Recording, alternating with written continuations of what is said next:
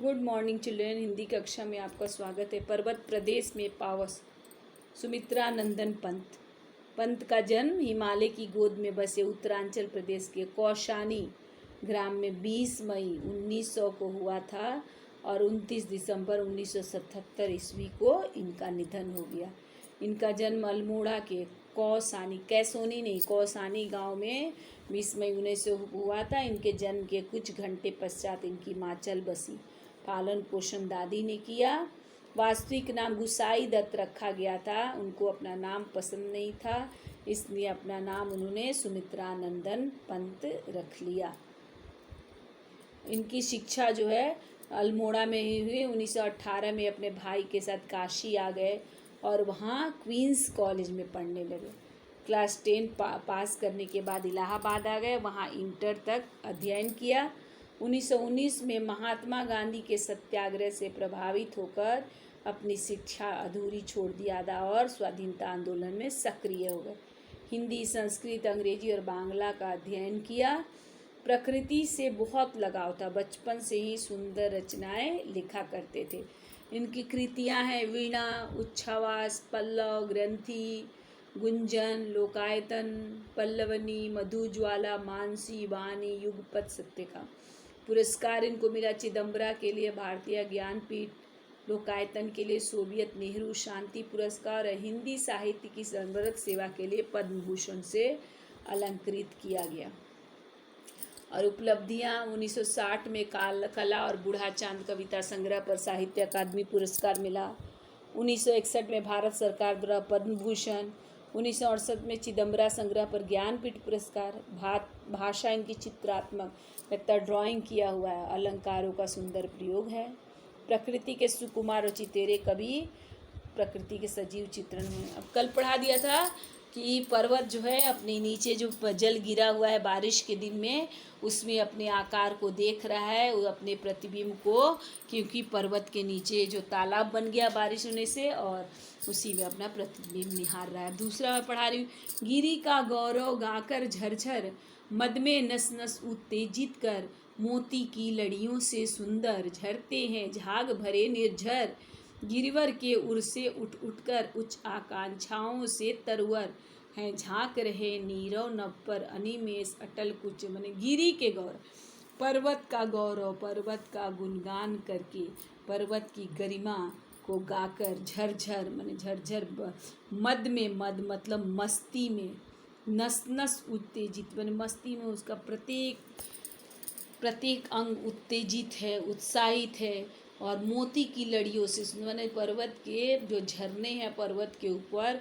वो पर्वत क्या गुणगान कर रहे हैं। झरने जो आवाज़ करते हैं गिरते समय, तो लेखक कवि को लग रहा है कि पर्वत का गुणगान झरने कर रहे हैं, पर्वत के गौरव का गान कर रहे हैं और झरझर कर बह रहे हैं। नस नस में उत्तेजित है वो देखने में पर्वत, क्योंकि झरने जो है लगातार बह रहे हैं, तो देखने में मोती की लड़ियों, झरने मोती की लड़ियों से सुंदर लग रहे हैं। झरते हैं झाग भरे निर्झर, जो झाग से भरे हुए झरने हैं जो झड़ रहे हैं पर्वत के ऊपर, कवि को लग रहा है पर्वत का गुणगान कर रहे हैं और उत्तेजित होके मध्य में, मस्ती में उत्तेजित हो रहे हैं। और वो झरने कैसे हैं, मोती सफ़ेद होता है, उसी तरह झाग भरे झर रहे मोती के लड़ियों से। गिरिवर के उर से उठ कर, माने गिरिवर माने पहाड़ों के दिल से, उर मतलब दिल, पहाड़ों के हृदय से, गिरिवर के उर से उठ कर उच्च आकांक्षाओं से तरवर, माने उच्च, उनका हाई एम्बिशन है, ऊंचा उठने की कामना कर रहे। माने वो जो है ना गिरिवर के दिल पे जो, माने पर्वतों पे जो पेड़ हैं वो ऊंचा खाने, उनकी आकांक्षाएं बहुत ऊंची है, वो ऊपर उठने की इच्छा कर रहे हैं। वो झांक रहे हैं नीरव नभ, मन शांत आकाश को कंटिन्यू देख रहे हैं, लगातार देख रहे हैं। उनकी इच्छा है, उच्च आकांक्षा है शांत आकाश तक पहुंचने की। अनिमेष अटल कुचित, माने वो एक टक देख रहे हैं, अटल देख रहे हैं और कुछ चिंता में मग्न होकर देख रहे हैं। तो बोल रहे हैं गिरिवर के ओर, माने गिरिवर के पहाड़ों के ऊपर जो पेड़ है वो ऊंचे उठने की कामना करते हैं, इसीलिए वो शांत आकाश को देख रहे हैं, एक टक देख रहे हैं कि उनकी भी इच्छा है वहाँ तक पहुँचने की। तो पद्यांश में कवि कहते हैं मोतियों की लड़ियों के समान सुंदर झरने झरझर की आवाज़ कहते हुए, मन मोती की लड़ियों के समान जो सुंदर झरने हैं वो झरझर की आवाज़ करते हुए बह रहे हैं। ऐसा लग रहा है कि वे पहाड़ों का गुणगान कर रहे हैं। उनकी करतल ध्वनि नस नस में उत्साह, माने उनका ध्वनि, उनके आवाज़ सुनकर नस नस में प्रसन्नता भर जाती है। पहाड़ों के हृदय से, पहाड़ों के ऊपर जो पेड़ हैं वो उठने की इच्छा करने के लिए एक टक दृष्टि से स्थिर होकर, मैंने उनको ऊंचे जाने की इच्छा है और बढ़ने की इच्छा है और बड़े, इसलिए एक टक से दृष्टि से शांत आकाश को देख रहे हैं, मानो चिंता में डूबे हुए हैं। अर्थात निरंतर हम लोग को भी ऊंचा, जैसे वो ऊंचे उठ रहे हैं, हम लोग को भी ऊंचे उठने की वो जो है ना पेड़ प्रेरणा दे रहे हैं। झरझर नस नस और उठ में पुनरुक्ति प्रकाश अलंकार। झरते झाग नीरो नभ अनिमेष अटल में अनुप्रास अलंकार। झ से झरने, झ से झाग, झ की आवृत्ति हुई है, न की आवृत्ति और अ की आवृत्ति अनुप्रास। मोती की लड़ियों से सुंदर, सा से सी, उच्च आकांक्षाओं से तरु, और से है, सा से सी ये सब लगा होता है तो वहाँ उपमा अलंकार होता है, क्योंकि झरने के पानी की तुलना किससे की गई है? मोती की लड़ियों से की गई है। और मनुष्य के मन में छिपे आकांक्षाओं की तुलना किससे की गई है? मनुष्य के मन में भी एम्बिशन होता है, आकांक्षाएं होती है, उसकी तुलना विशाल और ऊंचे पेड़ों से की गई। प्रकृति को सजीव दिखाकर, मैंने प्रकृति की सारी चीज़ों को मानव जैसा रूप दिखाया गया है, इसलिए मानवीकरण किया गया। अब लास्ट पैराग्राफ है, उड़ गया। अच्छा, मैं इतना दिन से बारिश था, उसके बाद से पर्वत थे, पर्वत के नीचे ताल था, झरने झरझर गा रहे थे। अभी क्या स्थिति हुआ? सारा बादल पहाड़ को ढक लिया।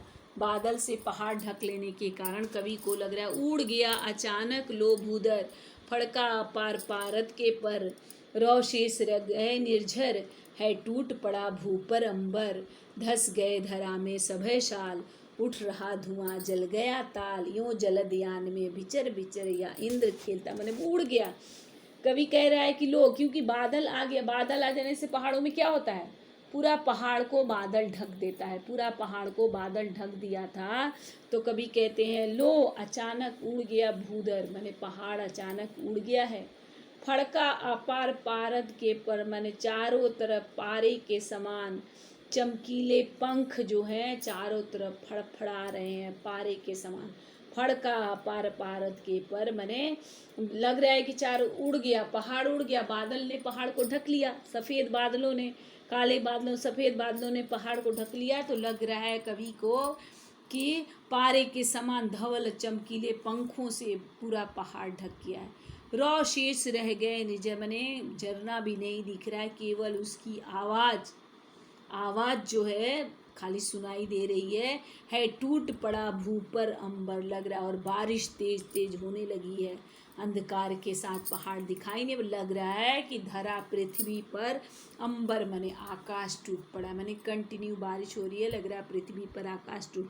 धस गए धरा में सभय साल, और सारे शाल के वृक्ष जो पर्वतों पर थे वो लग रहा है पृथ्वी के अंदर घुस गए, क्योंकि बादल आने से वृक्ष भी दिखाई नहीं दे रहे हैं। तो कवि ऐसी कल्पना कर रहा है कि सारे वृक्ष जो है पृथ्वी के अंदर भय के कारण सभय मने डर गए हैं, इतनी काली अंधेरी ये हो गई है, पर्वत छुप गया है तो वो डर के मारे वो भी अंदर घुस गए। उठ रहा धुआं जल गया तल, चारों तरफ धुआं, बारिश होने से क्या है धुआं उठ रहा है, धुआं उठने से लग रहा है कि सारा तालाब ही जल रहा है, तालाब जलने से धुआं उठ, यूँ जलदयान में विचर विचर कर, इनके दमन लग रहा है जलदयान मतलब बादल रूपी विमान, इंद्र है बारिश का राजा, बारिश इंद्र के कारण, तो यूँ जलदयान में मन लग रहा है बादल रूपी यान में बैठकर, बादल रूपी विमान में बैठकर घूम घूम कर इंद्र जो है इंद्रजाल मैंने जादूगरी दिखा रहा है।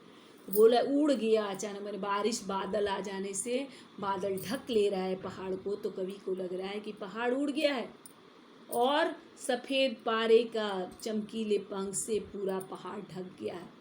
सिर्फ आवाज़ सुनाई दे रहा है, झरने की आवाज़, क्योंकि झरने भी दिखाई नहीं दे रहे हैं, और जैसे लग रहा है कि पूरा बारिश, पूरा आकाश ही धरती पे टूट पड़ा है, मतलब बारिश हो रही है। धस गए धरा में सभय साल, मने धरती में सारे साल के वृक्ष धस गए हैं। उठ गया रहा धुआं, धुआं चारों तरफ दिख रहा है, तो लग रहा है कवि को जैसे कि तालाब जल रहा है, यूं जलध्यान में। और इस प्रकार बादल रूपी विमान पर घूम घूम कर इंद्र जो है ना अपना इंद्रजाल माने जादूगरी दिखा रहा है।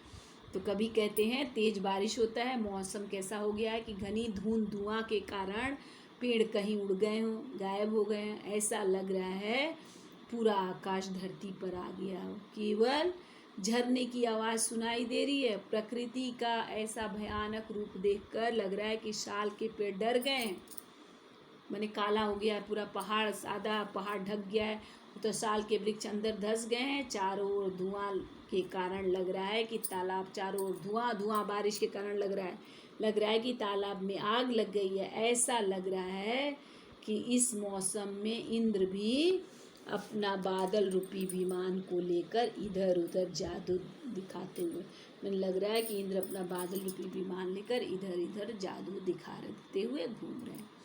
चित्रात्मक शैली के माध्यम से, मैंने चित्र लग रहा है, ड्राइंग बनाया गया है, ड्रॉ किया गया, हम सोच रहे हैं, पढ़ रहे हैं, तो पढ़ने को सोचने को मजबूर हो जा रहे हैं कि बारिश आने से कैसा होता है, बादल काला हो जाता है, पहाड़ ढक जाता है, तो इसका जीवन चित्रण किया गया है।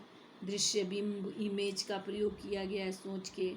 अपार पारद के पर में रूपक अलंकार है। अपार पारद क्योंकि इस पंक्ति में पर्वत स्वयं पंख लगाकर आकाश में उड़ रहा है, यानी पर्वत को ही पक्षी मान लिया गया।